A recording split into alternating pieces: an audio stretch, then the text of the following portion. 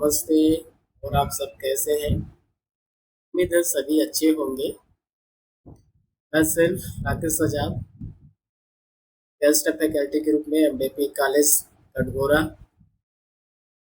आज की क्लास में हम लोग जीएस घुरिये, गोविंद सदाशिव घुरिये के बारे में, जो कि एक भारतीय समाजशास्त्री हैं, इंडियन थिंकर्स हैं, इससे संबंधित अत्यंत महत्वपूर्ण कथन, परिभाषा, सिद्धांत और किताबें के बारे में हम लोग पढ़ेंगे।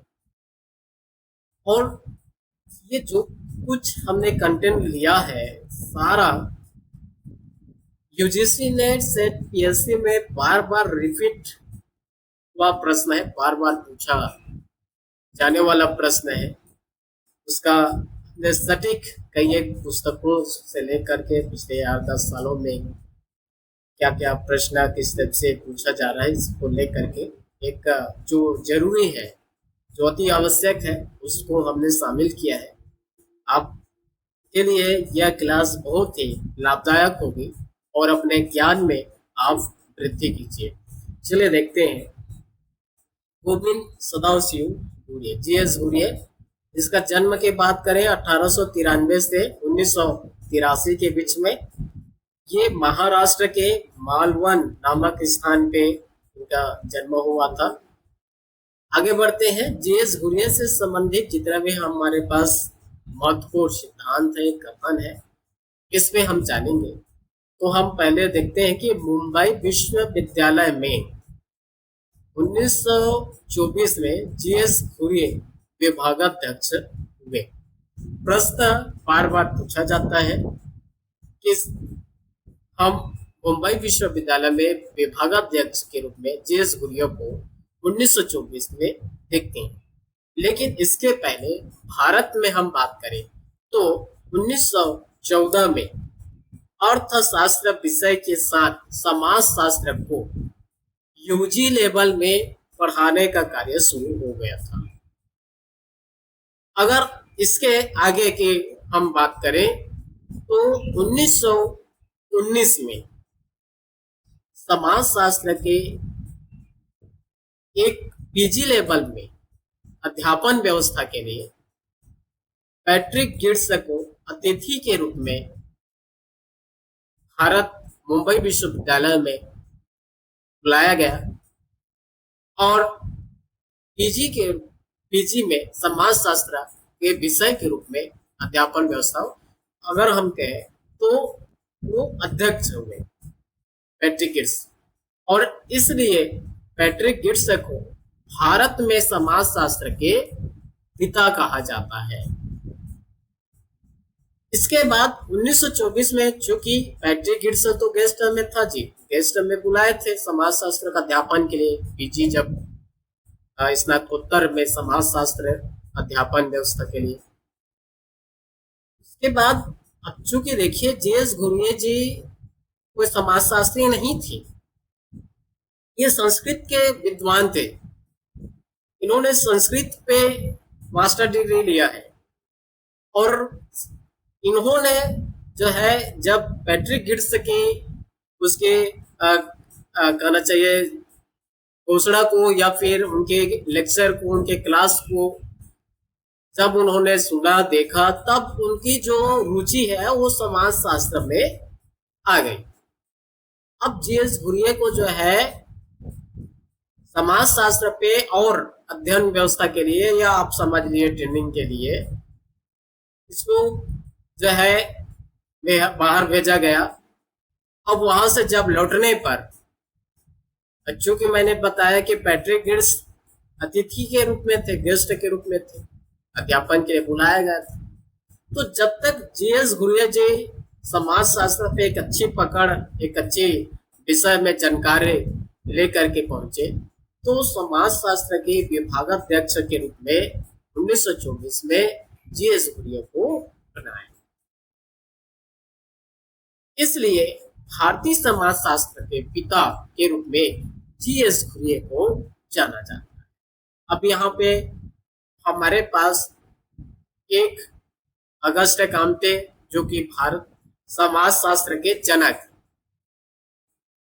1838 में समाजशास्त्र शब्द की रचना या समाजशास्त्र को एक विषय के रूप में व्यवस्थित और समाज के समग्र अध्ययन के लिए, एक व्यवस्थित तरीके से अध्ययन के लिए समाजशास्त्र को जन्म दिया अगस्ट कांटे ने 1838 में। इसलिए अगस्ट कांटे को समाजशास्त्र के जनक कहा जाता है। हम भारत की बात करते हैं तो पैट्रिक गिट्स, मैंने बताया कि उसको पीजी लेवल में जब समाजशास्त्र विषय लाई गई, विभाग बना, तो उनके वे अध्यक्ष हुए और उनको अतिथि के रूप में बुलाया गया। तो पैट्रिक गिट्स भारत में भारत के समाजशास्त्र के पिता कहा जाएगा और जीएस घुरिये भारतीय समाजशास्त्र के पिता कहा जाएगा। तीनों बातों को आप समझिए और अपना कॉन्सेप्ट को क्लियर कर लें। 1838 अगस्ट कांटे समाजशास्त्र शब्द के या विषय के जनक के रूप में, इसलिए उनको हम समाजशास्त्र के पिता या समाजशास्त्र के जनक कहते हैं। भारत की बात करते हैं तो भारत में 1914 में यूजी लेवल पे अर्थशास्त्र विषय के साथ समाजशास्त्र को अध्यापन करा रहे थे। फिर 1919 में यूजी से अब पीजी लेवल में आ गए। पीजी लेवल में समाजशास्त्र अध्यापन काम शुरू हुआ तो उसको पढ़ाने के लिए पैट्रिक गिट्स को बुलाया गया। पैट्रिक गिट्स जो है एक विदेशी है, याद आना चाहिए, और उन्होंने आकर के समाजशास्त्र को मुंबई विश्वविद्यालय में पढ़ाने का काम किया। तब तक हमारे उस समय में भारतीय व्यक्ति कोई नहीं था समाजशास्त्र का प्रोफेसर कहा जाए या समाजशास्त्र का अध्यापन के लिए। तो जीएस घुरिये को जो है इसके लिए तैयार किया गया। अब जीएस घुरिये को जो है विशेष समाजशास्त्र की जानकारी के लिए उन्होंने बाहर गया, वहां से फिर वो समाजशास्त्र का अच्छे ज्ञान लेकर के 1924 में मुंबई विश्वविद्यालय में समाजशास्त्र के प्रोफेसर हुए, विभाग अध्यक्ष हुए। इसलिए इसे भारतीय समाजशास्त्र के पिता कहा जाता है। ये भारतीय व्यक्ति है जी।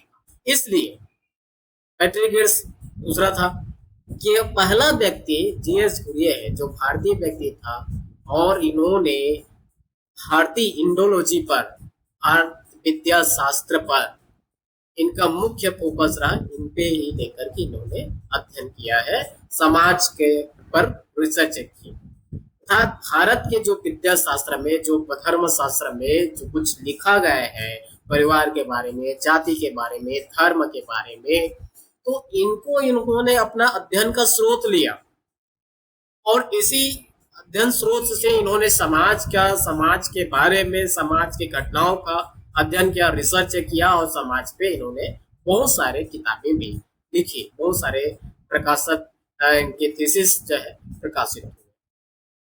चलिए आगे बढ़ते हैं। अब इतना में आपको समझ में आ गई होगी। भारत में समाजशास्त्र के नाम से पहली बार कोई संस्था या संगठन बना वो 1952 में। यहाँ पे इंडियन सोशियोलॉजिकल सोसाइटी नाम की एक संस्था स्थापित की गई जीएस घुरिये के नेतृत्व में। कई बार प्रश्न पूछा गया है कि इंडियन सोशियोलॉजिकल सोसाइटी की स्थापना कब हुई? तो 1952 में हुआ। किसके द्वारा किया गया? जीएस घुरिये के द्वारा किया गया। और ये प्रथम संगठन है। बार बार पूछा जाता है कि समाजशास्त्र में पहली बार कोई संस्था कब बनाई गई, कब स्थापित की गई, तो हमको बताना है 1952। इस संस्था से जी एक सोशियोलॉजिकल बुलेटिन, एक पत्रिका प्रकाशित हुए जिसका संपादक भी जीएस घुरिये ही थे। तो ये भी बार बार पूछा जा चुका है कि सोशियोलॉजिकल बुलेटिन के संपादक कौन रहे? तो जीएस घुरिये रहे। और ये कहां से प्रकाशित हुआ? तो इंडियन सोशियोलॉजिकल सोसाइटी की ओर से। ठीक है, इसकी स्थापना जीएस घुरिये हुए और इसका संपादक भी जीएस घुरिये है। इसलिए तो भारतीय समाज शास्त्र के पिता कहा जाता है। सारा काम तो उसी से शुरू हो रहा है। समाज शास्त्र के जो भारत में विकास हम देख रहे हैं, वो विस्तार जो हम देख रहे हैं, प्रसार देख रहे हैं, प्रसार प्रसार, ये किससे शुरू हो रहा है? जीएस घुरिये के नेतृत्व में ही हो रहा है। चलिए, जीएस घुरिये जी के गुरु कौन है? कई बार इसको ध्यान में रखना पड़ता है, पूछा जाता है। तो डॉक्टर रिवर्स जीएस घुरिये के गुरु हुए। इनकी नेतृत्व में पीएचडी कार्य को इन्होंने आरंभ किया और इनका पीएचडी का जो थीसिस का जो नाम है, पीएचडी का जो काम किया है, भारत में जाति और प्रजाति, caste and race in India.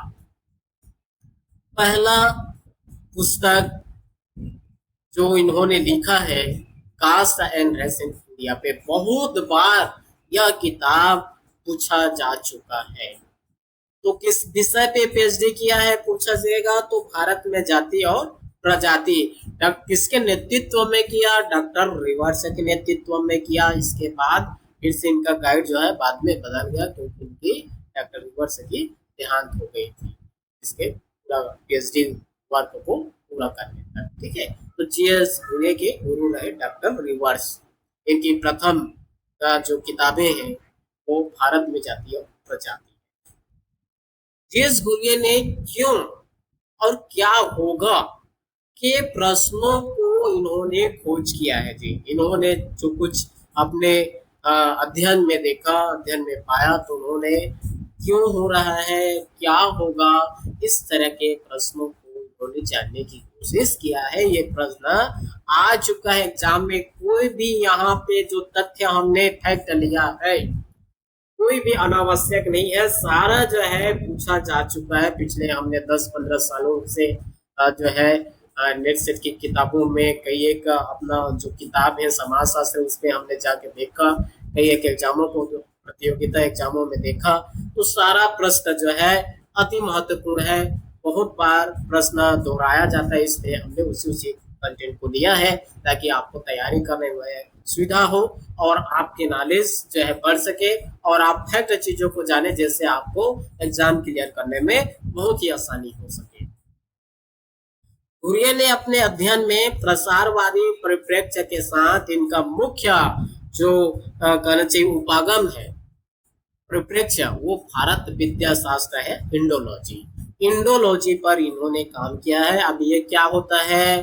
तो भारतीय विद्या शास्त्र जो इंडोलॉजिकल है कि भारत की जो धर्म शास्त्र है, जो संस्कृतों में है, जो कि जिस धर्म शास्त्रों में हम परिवार, जाति, धर्म, समाज के बारे में पाते हैं, समाज के बारे में देखने को मिलता है, तो इन्होंने बुक व्यू नाम की भी एक कॉन्सेप्ट दिया है। मतलब इन्होंने सारा स्रोत अध्ययन का धर्म शास्त्र से लिया और जो कुछ धर्म शास्त्र में लिखा गया है, बताया गया है, उसी को बेस बना करके इन्होंने समाज को समझाया, समाज के बारे में लिखा है, समाज पे इन्होंने खोज किया है, रिसर्च किया है। ठीक है, तो इसलिए हम इनके जो सिद्धांत है या जो इनका मुख्य वर्क देखेंगे तो ये इंडोलॉजिकल है। इसमें एक और व्यक्ति का नाम आएगा, ठीक है, ध्यान देंगे, किसका आएगा? लुइस ड्यूमा का।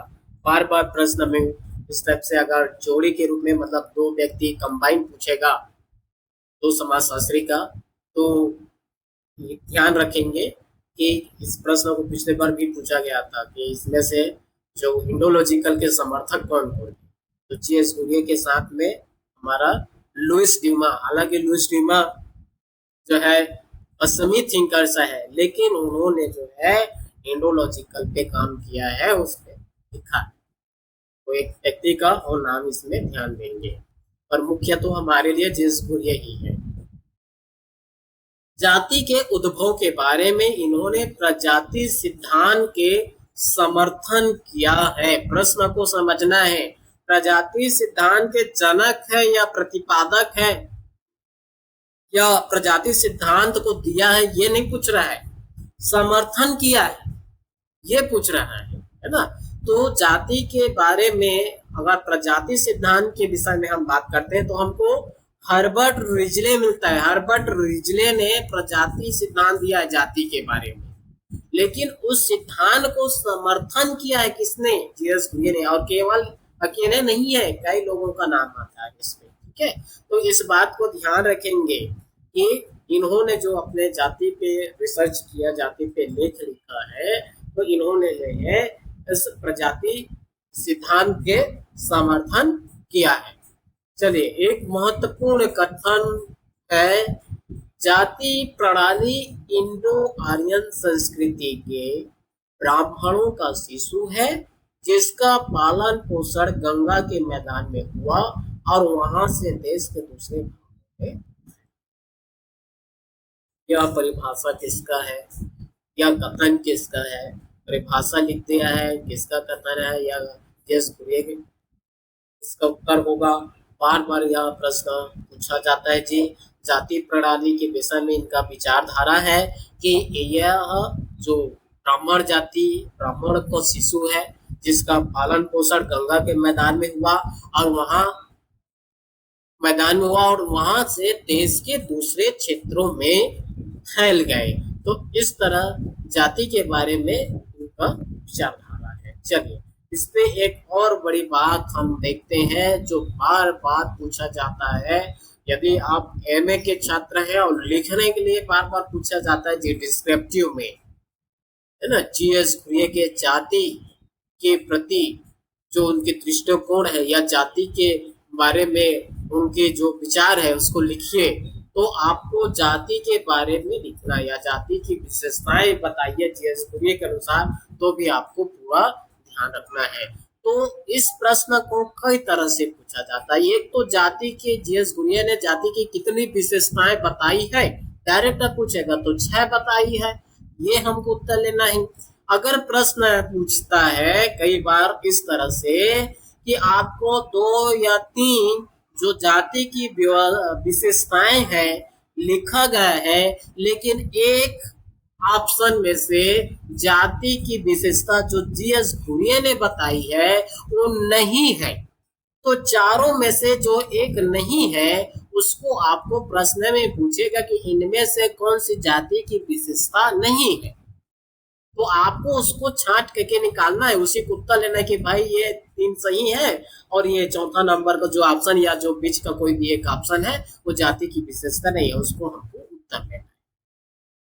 ठीक, और इसी प्रश्न को पूछा जा सकता है कि इनमें से कौन कौन सी जाति की विशेषताएं हैं। तो आपको जो जाति की विशेषताएं हैं तो हमको कुल मिलाकर ये 6 पॉइंट को पूरा ध्यान रखना है, याद करना है, समझना है। बहुत ही सरल है, कोई बड़ी बात नहीं है, इस पे एकदम सरल है। तो जाति की 6 विशेषताएं में से पहला हम देखेंगे तो इन्होंने बताया कि समाज का खंडात्मक विभाजन है। जी हाँ, समाज में आप देखिए, जाति को देखिए तो क्या है, प्रत्येक जाति जो है प्रत्येक जाति के और उपजाति है, खंडों में विभक्त है, छोटे छोटे खंड में विभक्त है और प्रत्येक जाति में छोटी बड़ी पाई जाती है। अपने से दूसरे को बड़ा समझना, छोटा समझना, और एक ही जाति के हैं, लेकिन एक ही जाति के अंतर्गत और कई एक उपजातियां हैं, उपजातियों में और खंडों में विभक्त है। इस तरह से हम बात करें तो जाति की एक मुख्य विशेषता है क्या, खंडात्मक विभाजन। दूसरा है संस्करण।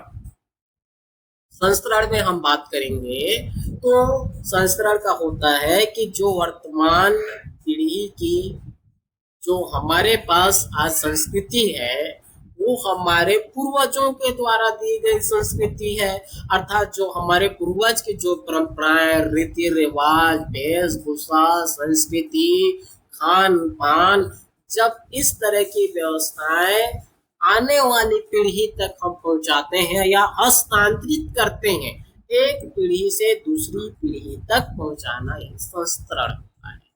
तो प्रत्येक जाति की जो कला है, जो प्रत्येक जाति की व्यवसाय है, जो उनकी संस्कृति है, इन कल्चर है, इनको क्या करते हैं, दूसरे आने वाली पीढ़ी तक पहुंचाया जाता है। ये हो गया संस्करण। तो खंडात्मक विभाजन पाई जाती है, संस्करण पाया जाता है। और जाति में क्या होता है जी, हम सबको समाज में देखने को मिलता है कि खान पान और सामाजिक व्यवहार पर प्रतिबंध पाई जाती है, रोकथाम पाया जाता है। अलग अलग जाति अलग अलग अपने अपने जाति के बीच ही खान पान होता है, सामाजिक व्यवहार होता है। हालांकि आज जाति के प्रभाव में बहुत कुछ परिवर्तन आ रही है, आ चुकी है। तो हम परिवर्तन की बात नहीं कर रहे हैं। प्रश्न पूछेगा परिवर्तन क्या है तो हम परिवर्तन बता सकते हैं। शिक्षा के कारण से, औद्योगिक के कारण से, आधुनिकता के कारण से जाति के जो कहना चाहिए एक ज्यादातर जो उस पे दबाव था वो अब कम होती जा रही है। अब बदलाव आ चुकी है, बदलाव होते जा रहा है ना।